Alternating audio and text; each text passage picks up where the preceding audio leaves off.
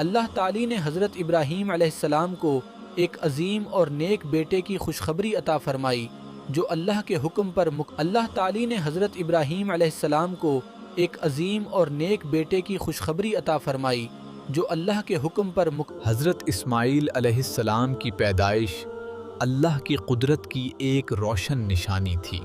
اللہ کے حکم سے حضرت ابراہیم علیہ السلام، حضرت ہاجرہ اور حضرت اسماعیل کو مکہ کی سنسان یہ لمحہ صبر، یقین اور اللہ پر کامل بھروسے کا امتحان تھا۔